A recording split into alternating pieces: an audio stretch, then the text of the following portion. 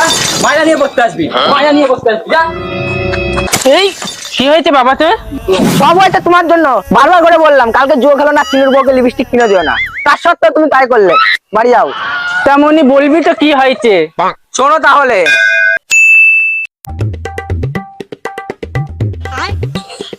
এই তোদের কিন্তু মাস হয়ে গেছে, হ্যাঁ?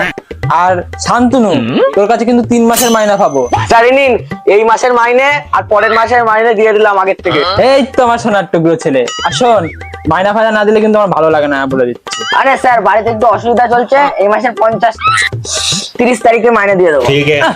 অমন কেউ বলে? আচ্ছা, ঠিক আছে বাদ দে, এখন তোদের একটা প্রশ্ন ধরি। হ্যাঁ, শালা শান্তনু, তুই আমার মাইনা দিস না, তোর আমি দেখছি দাঁড়াতে। আচ্ছা অতনু, তুমি বলো তো আমাদের দেশের নাম কি? আরে তুই হাত তুলছিস কিসের জন্য? তো ধরেছি আমি।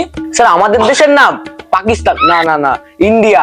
আরে এই তো আমার সোনার টুকরো ছেলে।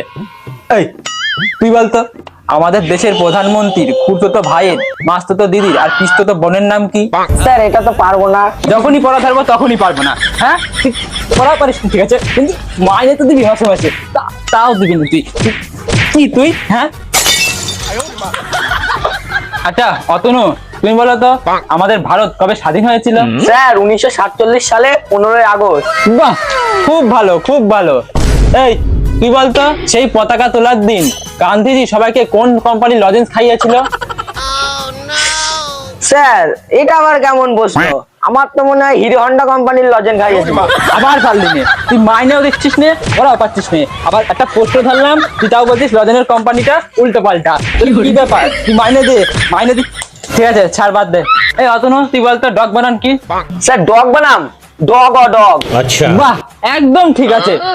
এই তুই বলতো এই বানানটা কি বলতো?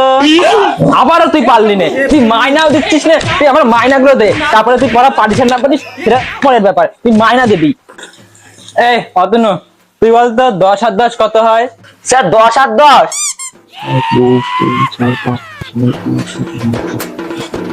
স্যার 21 হয়। এই তো একদম ঠিক বলেছিস, সোনার টুকরো ছেলে।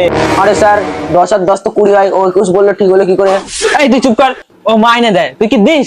ও মাইনে দেয়, ও যেটা বলবে সেটাই ঠিক।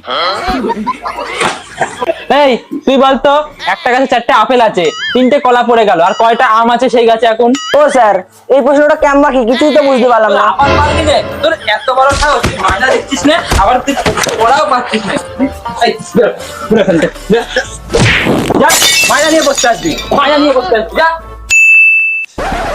চল তো সুমিন্দির মাস্টারের কপাল মারে আসি।